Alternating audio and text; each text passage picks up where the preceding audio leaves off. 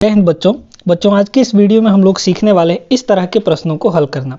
जैसे आपको बोल दिया 0.6 बार को P बाई क्यू के रूप में व्यक्त करना है, 0.3 ऊपर बार लगा दिया उसको P बाई क्यू के रूप में व्यक्त करना है।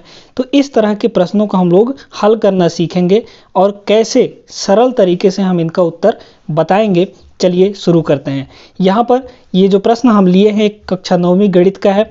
आपका पहला चैप्टर जो संख्या पद्धति है उसका ये प्रश्न है।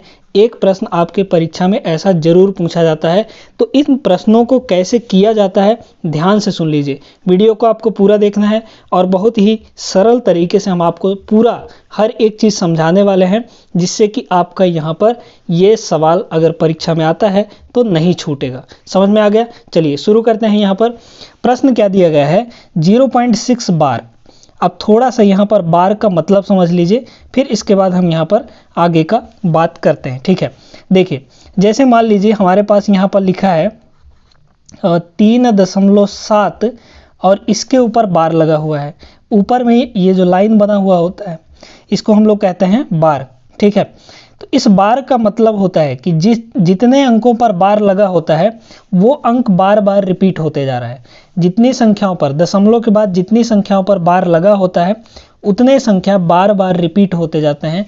जैसे इसका अर्थ ये हुआ कि ये हुआ 3 दशमलव और ये 7 के ऊपर बार लगा है ना, तो ये 7 जो है रिपीट होते रहेगा, ये कभी ख़त्म नहीं होगा।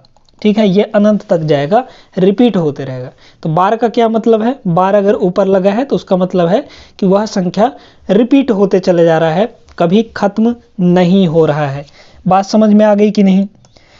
अब देखिए मान लीजिए कि यहाँ पर आपको ऐसे दे दिया 0.0435 है ना, ये चीज़ दे दिया और इसके ऊपर बार लगा दिया। तो इसका मतलब ये है कि ये लिखा है 0.4। अब देखिए 4 पर बार नहीं लगा है तो 4 एक ही बार रहेगा। 35 पर बार लगा है, इसका मतलब ये 35 हमारा रिपीट होते जाएगा।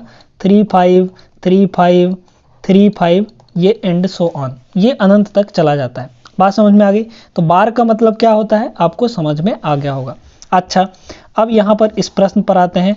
बहुत सरल तरीका हम आपको बताने वाले हैं, ध्यान से सुनिएगा कैसे करना है इस सवाल को। ठीक है, यहाँ पर हम लोग इसको सॉल्व करते हैं। ठीक है, देखिए क्या दिया गया है यहाँ पर 0.6 और इसका बार है ना।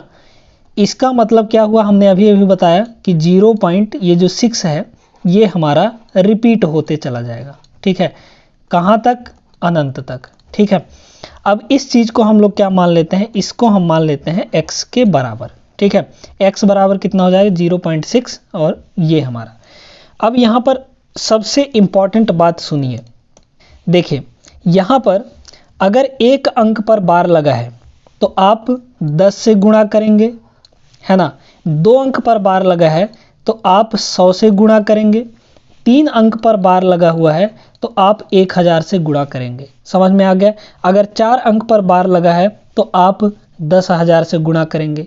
किस में गुणा करना है बताते हैं। देखिए यहाँ पर आप सबसे पहले देखिए कि एक ही अंक पर बार लगा है, मतलब हमको 10 से गुणा करना है। किधर करना है सुनिए।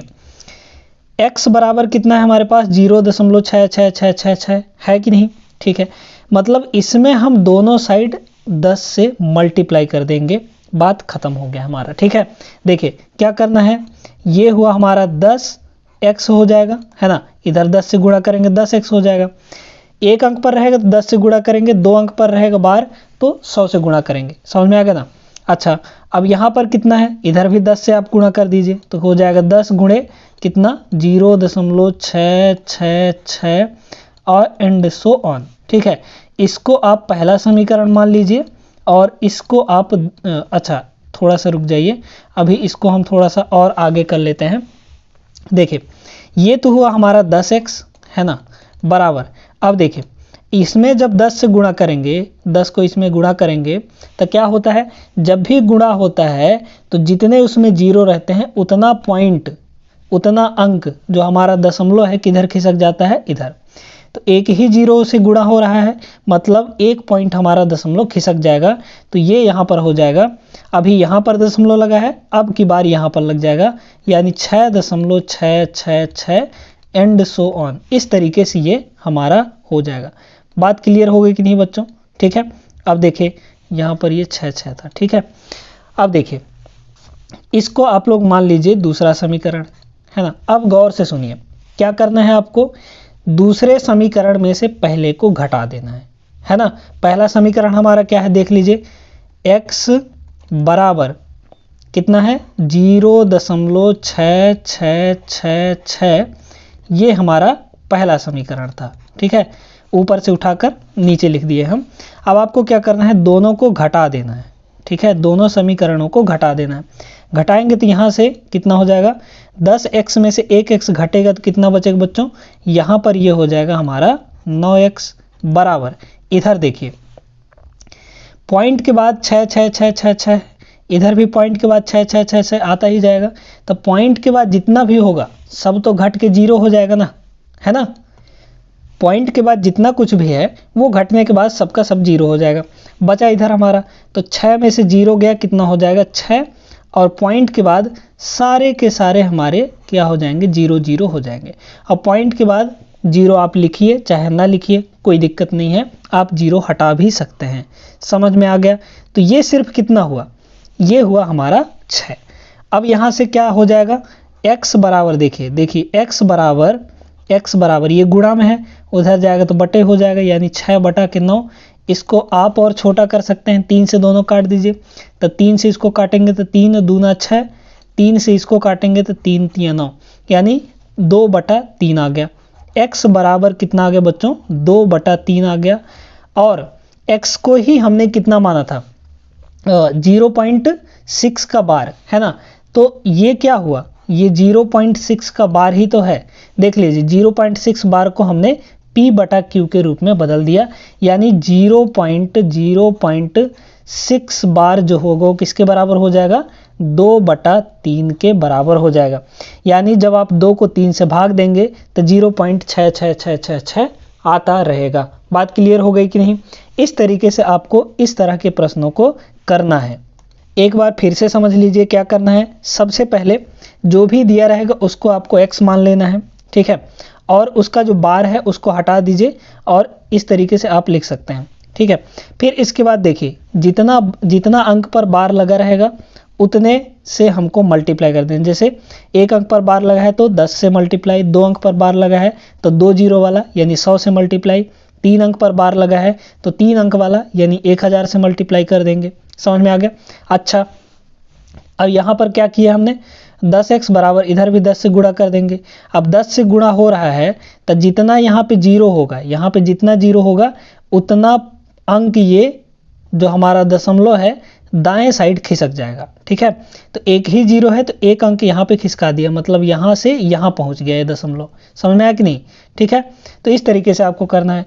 फिर आपको दोनों समीकरणों को घटा देना है, दूसरे में से पहले समीकरण को घटा दीजिए, आपका उत्तर आ जाएगा। बात क्लियर हो गई? तो इस तरह का प्रश्न अब जब भी आएगा आप लोग कर लेंगे। अगले वीडियोज़ में हम और भी प्रश्न करेंगे जिसमें आपको 2 अंक पर और 3 अंक पर बार लगा होगा, उसको हम लोग करना सीखेंगे, ठीक है।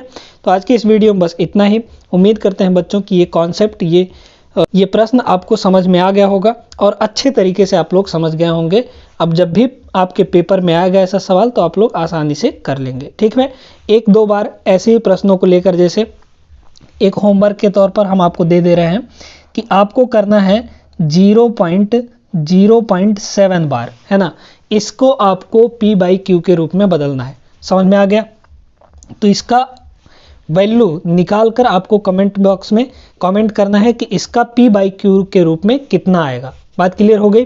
तो इस तरीके से आपको करना है। चलिए फिर मिलते हैं हम लोग अगले वीडियो में। तब तक आप लोग सभी अपना ख्याल रखिएगा, पढ़ाई लिखाई अच्छे ढंग से करते रहिएगा, अपने वार्षिक परीक्षा की तैयारी जोरों से करिए। जय हिंद।